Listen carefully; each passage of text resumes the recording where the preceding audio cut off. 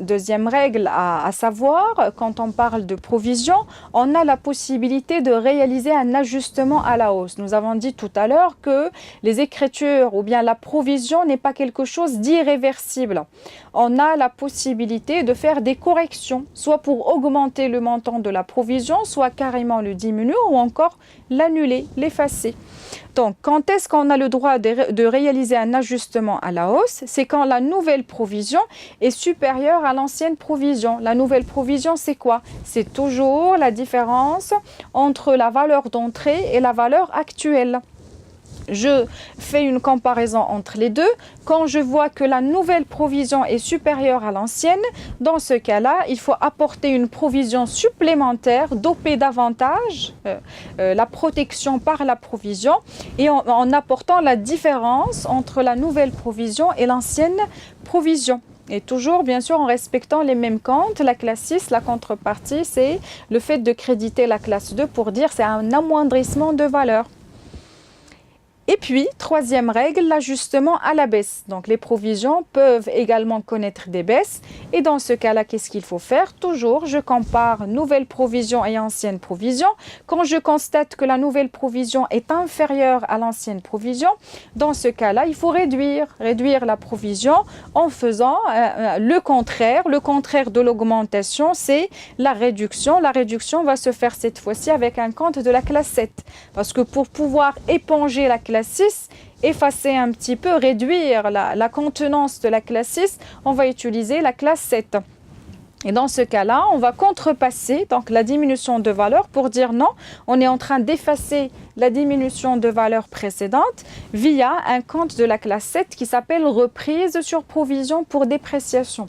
Donc reprise, ça veut dire c'est le fait de reprendre, c'est le fait de diminuer la provision précédente et toujours le montant, c'est la différence entre ancienne provision et nouvelle provision.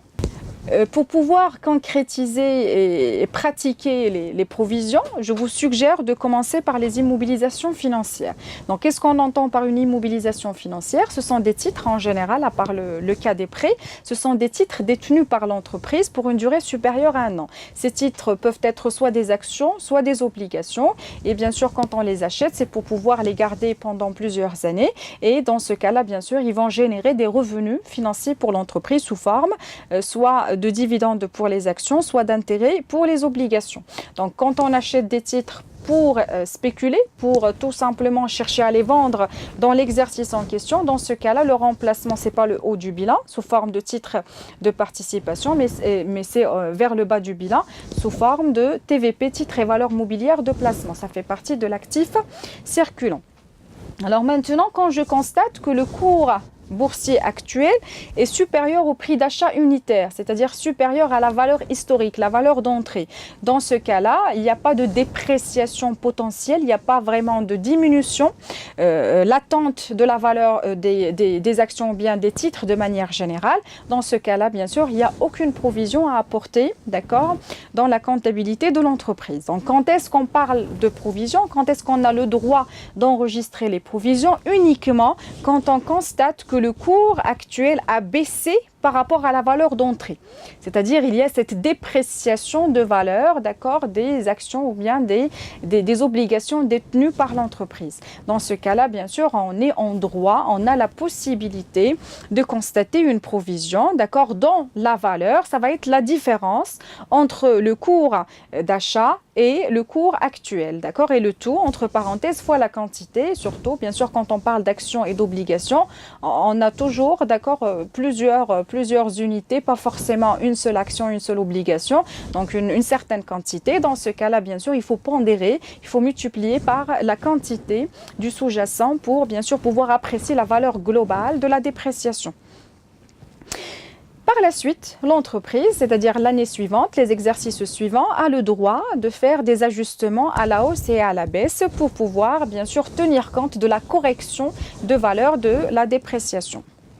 Donc, je vous propose de passer à l'application suivante qui va nous permettre de bien ancrer ce principe de provision et pour que ça soit très pratique, l'entreprise CAFIS vous confie les informations suivantes. Suite à un fort recul de la demande et de son positionnement marketing, le fonds commercial de CAFIS connaît une dépréciation réversible par rapport à sa valeur d'entrée qui s'élève à 50 000 dirhams. Le fonds commercial est évalué à 40 000 dirhams. Lors de l'année N+1, la dépréciation du fonds commercial s'est aggravée et est chiffrée à 25 000 dirhams. Donc là, ici, on a un fonds commercial. Le fonds commercial fait partie des actifs incorporels de l'entreprise. D'accord? Et on nous dit l'information suivante, il y a eu une dépréciation réversible. Réversible, c'est-à-dire c'est pas définitif.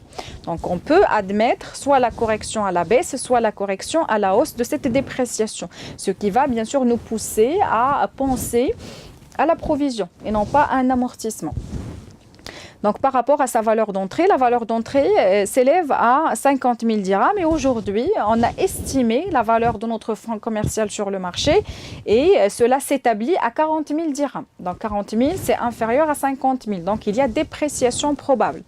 Et lors de l'année N+1, la dépréciation s'est aggravée et on a chiffré la dépréciation globale, ça veut dire la différence, le décalage entre la valeur actuelle et la valeur d'entrée à 25 000 dirhams.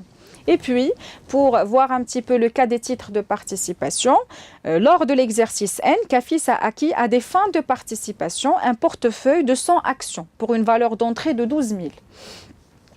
Le cours de bourse unitaire passe à 100 le 31/12 N. Donc ici, nous avons la valeur globale du portefeuille. Donc, on a un portefeuille constitué de 100 actions avec une valeur globale de 12 000 dirhams. C'est à nous maintenant de déduire le prix, d'accord, ou bien le cours de la valeur d'entrée, le cours d'achat unitaire. Et par la suite, on vous donne un autre cours, c'est-à-dire le cours de la fin de l'exercice qui passe à 100. Maintenant, est-ce que 100, c'est une augmentation par rapport à la valeur d'entrée ou bien une dépréciation? C'est à nous de voir par la suite. Lors de l'année N+1, le cours de bourse est passé à 150. Donc maintenant, on nous demande de réaliser toutes les écritures comptables de fin d'exercice pour N et N+1.